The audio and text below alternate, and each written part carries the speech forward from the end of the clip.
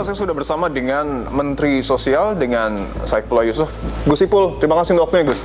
Sama-sama. Gimana kabar, sehat, Gus? Alhamdulillah. Alhamdulillah baik. Gus, kedatangan kami ingin mengupdate terkait dengan persiapan dari sekolah rakyat yang memang proyeksinya akan dilakukan pada pertengahan tahun 2025.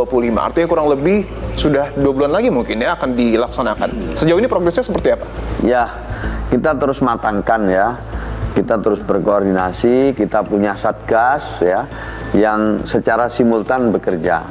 Ada satgas sarana prasarana, ada satgas kurikulum, ada satgas rekrutmen guru, kepala sekolah dan tenaga kependidikan yang lain, ada satgas rekrutmen siswa, ada satgas pengawasan, penganggaran dan seterusnya. Ini bekerja secara simultan. Kita berusaha agar nanti di bulan Juli itu bisa dimulai ya, sambil kita evaluasi secara bertahap. Untuk tahap pertama ini akan dimulai di berapa sekolah, Gus, dan muridnya berapa jumlahnya? Yang sudah dinyatakan layak ada 65 titik. 65 titik. Mayoritas tentu gedung Kementerian Sosial ya. Setelah itu sekarang ada 35 lebih yang mulai disurvei oleh Kementerian PU, maka 35 itu layak. Kalau layak maka ditindaklanjuti dengan perencanaan untuk melakukan renovasi. Oke, untuk jumlah muridnya sudah mencapai 10.000. Kalau untuk 65 titik itu kira-kira hampir 7.000. Tapi nanti kalau sudah dengan 100 titik itu, dengan 35 tambahan itu, insya Allah udah mendekat 10.000 siswa. Oke, 10.000 siswa untuk tahap pertama ini ya. Ya, 10.000. Baik, Gus, yang menarik adalah bahwa kita tahu tentu semua pihak mendukung implementasi dari sekolah rakyat karena begitu mulia tujuannya untuk memberikan akses pendidikan khususnya bagi anak-anak yang masuk dalam kategori miskin ekstrim. Kita tahu juga bahwa angka dari Kemdikbud dan BPS menunjukkan bahwa ada lebih dari 4 juta anak kita yang tidak sekolah. Target dari sekolah rakyat sendiri akan mengurangi berapa dari anak-anak yang tidak sekolah ini? Jadi kita semakin tahu ya, memang banyak dari keluarga di miskin ekstrim itu yang tidak sekolah dan tidak bisa melanjutkan sekolah, putus tengah jalan. Nah, data-data itu memang kita lihat, kita baca. Setelah itu berdasarkan data itu kita mulai katakanlah mendatangi rumah-rumah yang mereka memiliki anak usia sekolah, baik SD, SMP maupun SMA. Oke, berbicara terkait dengan program baru yang dicanangkan oleh pemerintah, biasanya pertanyaannya adalah anggarannya. Nah, sejauh ini apakah sudah dapat dipastikan anggaran kurang lebih senilai lebih dari 2 triliun, Gus, untuk tahun 2025 dan 2026 ini sudah ada dan sudah aman? Nah, dari sampai titik ini bisa kami sampaikan tentu anggaran tidak ada masalah. Untuk nominalnya, Gus, anggaran di 1 tahun pertama saja? Ya, memang itu ada indeks ya, lagi dibicarakan dengan Kementerian Keuangan ya. Nanti kita bisa lihat hasil akhirnya, tapi sekarang itu kita usulkan sesuai usulan Satgas itu ya indeksnya per orang kira-kira 40 juta setahun. Oke, kita tentu mendukung bahwa akses pendidikan gratis untuk anak-anak ini adalah suatu hal yang positif, tapi di satu sisi juga harus dibarengi dengan kualitas kurikulum. Sementara kita tahu juga, Gus, bahwa persiapannya tidak terlalu panjang.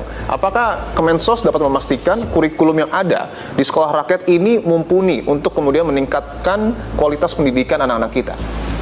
Pertama-tama yang perlu kami sampaikan bahwa kami tidak sendiri. Kementerian Sosial ini tidak sendiri. Ya, kami ditugaskan oleh Presiden bersama-sama dengan sejumlah kementerian. Tentu yang utama adalah Dikdasmen, kemudian Dikti, ya, kemudian juga tentu dengan PU untuk mendukung sarana prasarananya. Di samping itu kami juga diberi kesempatan oleh Presiden untuk merekrut tim ahli. Kami mintalah Profesor Muhammad Nuh untuk bisa membantu kami. Kurikulum ini disiapkan sepenuhnya oleh Dikdasmen, Prof. Mukti, ya, dengan Satgas, dengan tim, ya, untuk khusus sekolah rakyat. Ada 3 kurikulum lah kira-kira sederhananya itu. Yang pertama kurikulum untuk matrikulasi, untuk pengenalan, masa orientasi. Setelah itu baru kurikulum resmi, kurikulum formal, Tapi di sini kalau istilahnya Prof. Mukti itu multi entry, multi exit. Jadi tentu fleksibel sekali ya. Bisa jadi anak yang putus sekolah, bisa di tengah jalan kalau memang alokasinya ada dan seterusnya.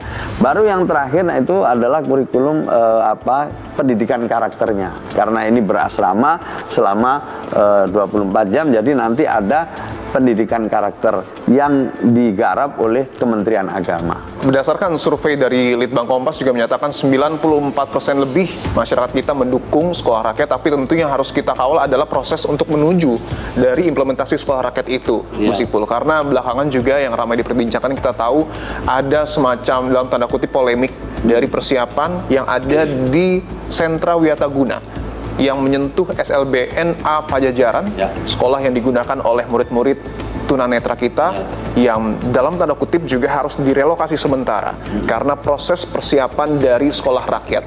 Apa pertimbangan dari Kementerian Sosial untuk meletakkan sekolah rakyat di bangunan yang sedang digunakan oleh SLBN-A Pajajaran?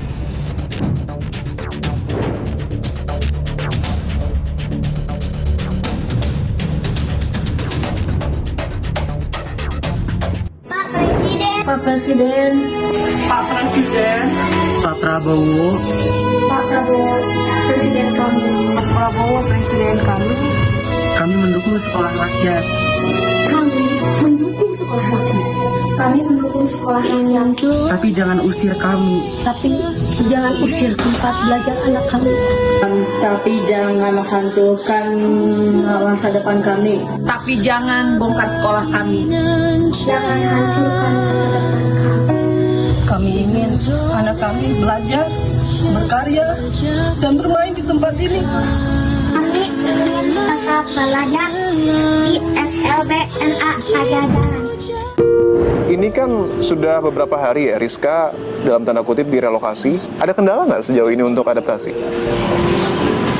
Adaptasinya tuh susahnya kayak tadi sih buat ke toilet gitu-gitu kan harus diadaptasiin lagi. Sama ini sih kalau mau ke kantin kan susah di sini. Jadi kita tuh harus bisa bahasa isyarat kan di sini. Nah jadi kalau kita yang nggak bisa, jadi kita nulis. Ada yang nulis temen. Ya kita mau beli apa ditulis gitu. Ya semoga ya hal seperti ini terulang lagi, soalnya jujur kaget sih. Jadi aku harap kedepannya kita ya bisa belajar lebih tenang lagi.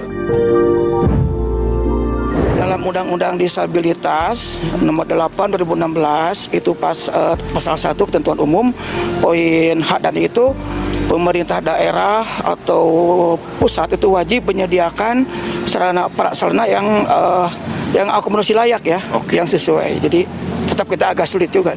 Saya ingin tahu tanggapan dari Pak Maman ketika pertama kali mendengar bahwa akan salah satu gedung di SLBN-A Pajajaran akan direnovasi untuk sekolah rakyat dan harus direlokasi beberapa murid dan guru ke sini.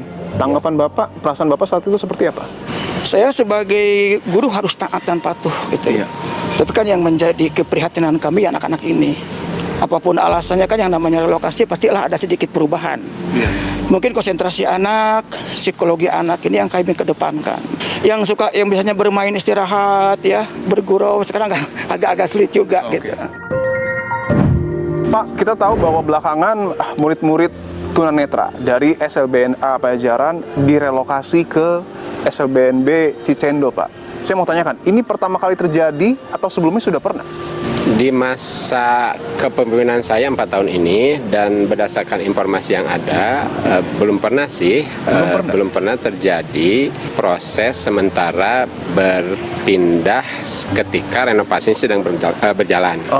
Tentunya saya selaku pimpinan di sini memberikan yang terbaik yang bisa kita lakukan untuk memastikan anak-anak kami yang di SLB Negeri A Pajajaran tetap mendapatkan hak pendidikannya secara maksimal dan optimal di SLB Negeri Cicendo.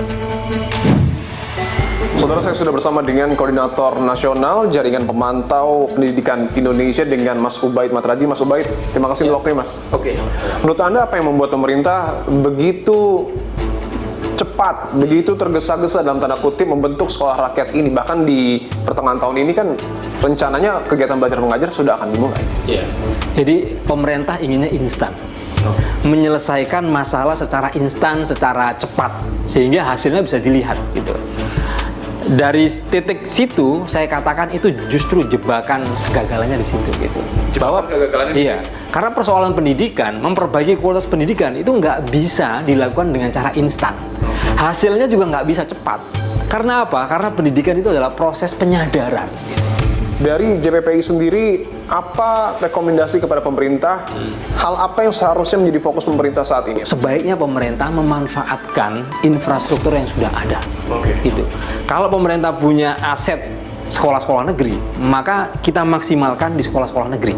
Misalnya, kalau daya tampung sekolah negeri itu di satu daerah itu tidak mencukupi, maka sekolah yang ada di situ apa? Adanya madrasah, libatkan madrasah. Adanya sekolah swasta, libatkan sekolah swasta. Oh ternyata madrasah nggak ada, sekolah swasta nggak ada, adanya pesantren, libatkan pesantren. Nah, dengan begitu maka tahun ajaran baru, Juli, itu anak-anak yang selama ini sekolah aja nggak bisa, tertinggal, mereka bisa sekolah. Apa pertimbangan dari Kementerian Sosial untuk meletakkan sekolah rakyat di bangunan yang sedang digunakan oleh SLBNA Pajajaran? Yang pertama, kita ingin memuliakan semuanya. Jadi kita ingin memuliakan teman-teman penyandang disabilitas yang sedang sekolah di situ, di SLB. Kita ingin memuliakan sekolah rakyat yang siswa-siswanya juga dari keluarga miskin, miskin ekstrim. Kita juga memuliakan mereka yang membutuhkan layanan sosial, ya, untuk perawatan dan lain sebagainya. Khusus untuk di Bandung itu, ya, itu asetnya Kementerian Sosial, tapi ya digunakan juga sebagian untuk SLB. SLB itu penanggung jawabnya adalah pemerintah provinsi. Dalam hal ini pemerintah Provinsi Jawa Barat. Itu sudah lama digunakan bersama-sama juga. Nah, tapi dalam rangka adanya sekolah rakyat ini, kita perlu melakukan renovasi. Nah, maka bulan Maret itu sudah dia bahas bersama-sama. Jadi tiga-tiganya nanti bisa jalan bersama. Sekolah rakyat, SLB, dan pelayanan, tiga-tiganya bisa jalan dan udah musyawarah, semuanya ada sepakat. Memang dalam perjalanan ada sedikit kesalahpahaman di sana dari beberapa orang gitu yang kemudian membuat video dan akhirnya viral. Tapi alhamdulillah sekarang udah selesai. Oke, yang jadi pertanyaan juga Gus adalah urgensi dari renovasi ini. Kenapa? Karena siswa-siswa kita sedang memasuki pekan-pekan ujian dan harus direlokasi sementara ke SLBNB Cicendo, dan di situ kami sudah menelusuri secara langsung, Gus, itu tidak proper sebenarnya untuk mereka karena yang satu SLBNB ini untuk tunarungu, sementara SLBNA ini murid-muridnya adalah tunanetra. Urgensinya apa? Apakah untuk mengejar target bulan Juli nanti? Enggak juga, jadi kita teknis ya itu saya tidak terlalu ngerti, tetapi pilihannya itu dimusyawarahkan sebelumnya. Di situ Pemprov ya, kemudian ada Kementerian Sosial dan satu laginya adalah pihak SLB, nah, kepala sekolah dan lain sebagainya.